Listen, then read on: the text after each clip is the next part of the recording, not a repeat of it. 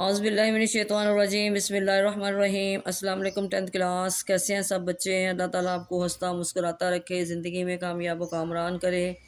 جی بچوں، اسلامیات اختیاری میں ہم باب صوم تعلیمات اسلام پڑھ رہے ہیں، جس میں ہمارا ٹاپک چل رہا ہے طہارت و پاکیزگی۔ اس کے ہم نے 3 پوائنٹس پڑھ لیے ہوئے ہیں، آج ہم نے چوتھا شروع کرنا ہے، طہارت لباس۔ تو پہلا سوال بنائیں گے، طہارت لباس سے کیا مراد ہے؟ جی آنسر اس کا لیں گے جی، یعنی لباس کا ہر قسم کی غلاظت سے پاک ہونا۔ نماز کی صورت میں جس طہارت کو مد نظر رکھا جاتا ہے وہ صفائی سے بھی بلند پاکیزگی ہے۔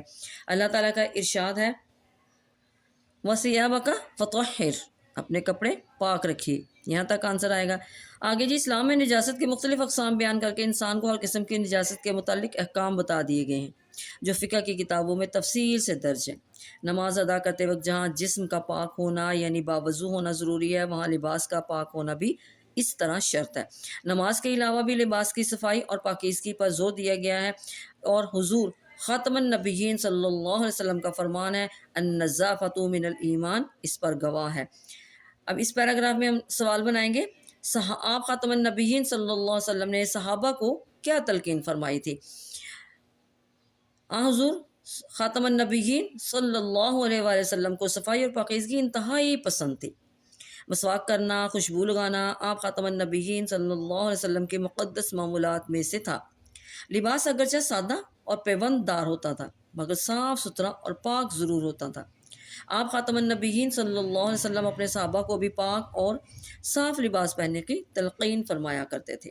یہاں تک آنسر آئے گا۔ اگلے پیراگراف میں سوال بنائیں گے جی، اللہ کی دی ہوئی نعمت کا اظہار کیسے کر سکتے ہیں؟ ایک واقعہ سے تحریر کریں۔ آنسر ہے جی، ایک دن ایک صحابی خراب کپڑے پہنے ہوئے آپ خاتم النبیین صلی اللہ علیہ وسلم کی خدمت میں حاضر ہوئے۔ آپ خاتم النبیین صلی اللہ علیہ وسلم نے ان کا گندا لباس دیکھ کر ان سے پوچھا، کیا تمہیں رب تعالیٰ نے کچھ مال دیا ہے؟ انہوں نے جواب دیا، ہاں، اللہ نے بہت کچھ عطا فرمایا ہے۔ آپ خاتم النبیین صلی اللہ علیہ وسلم نے فرمایا، اللہ تعالیٰ خوش ہوتا ہے اپنے بندے پر اپنی دی ہوئی نعمت کا اثر دیکھے۔ جب اللہ تعالیٰ نے تم پر فضل کیا ہے تو اچھے کپڑے پہن لیا کرو، تاکہ اللہ کی دی ہوئی نعمت کا اظہار ہو جائے۔ یہاں تک آنسر آئے گا۔ جی اگلا پوائنٹ ہے جی، طہارت مکان۔ یہاں پہ سوال بنائیں گے جی، طہارت مکان سے کیا مراد ہے؟ جی طہارت مکان سے کیا مراد ہے؟ یہ ایک وسیع مفہوم رکھتا ہے۔ اس سے اولاً تو یہ مراد ہے کہ جس جگہ ایک مسلمان نماز ادا کر رہا ہے وہ جگہ ہر قسم کی غلاظت سے پاک ہو۔ بہتر یہ ہے کہ مسجد ہو۔ اگر مسجد کے علاوہ کسی اور جگہ نماز پڑھ رہا ہو تو اس جگہ کا پاک ہونے کا یقین کر لے اور پھر اللہ کی نماز ادا کرے۔ یہاں تک آنسر لکھیں گے۔ آگے جی، دوسرے اور تیسرے نمبر پر طہارت مکان سے کیا مراد ہے؟ دوسرے نمبر پر طہارت مکان سے مراد اس جگہ کا پاک ہونا جہاں انسان رہ رہا ہے، یعنی گھر کی صفائی، محلے کی صفائی وغیرہ۔ تیسرے نمبر پر جس دفتر، کارخانہ، اسکول یا کالج میں انسان کام کرتا ہے یا پڑھتا ہے اس کی صفائی کا خیال رکھے۔ یہاں تک آنسر آئے گا۔ آگے جی، چوتھے نمبر پر جس گاؤں یا جس شہر میں انسان رہائش پذیر ہے اسے پاک صاف رکھنے کی کوشش کرے۔ پانچویں نمبر پر وہ ملک جس کا انسان باشندہ ہے اس کی صفائی میں ہر ممکن تعاون کرے۔ چھٹے نمبر پر پوری کائنات کو جو تمام انسانوں کے رہنے کا مکان ہے اپنے کسی عمل سے غلیظ اور ناپاک نہ کریں اور ہر قسم کی طہارت کا اہتمام کرتے ہوئے زندگی گزاریں، یعنی طہارت فکر، طہارت اخلاق، طہارت جسم، طہارت لباس اور طہارت مکان۔ طہارت مکان۔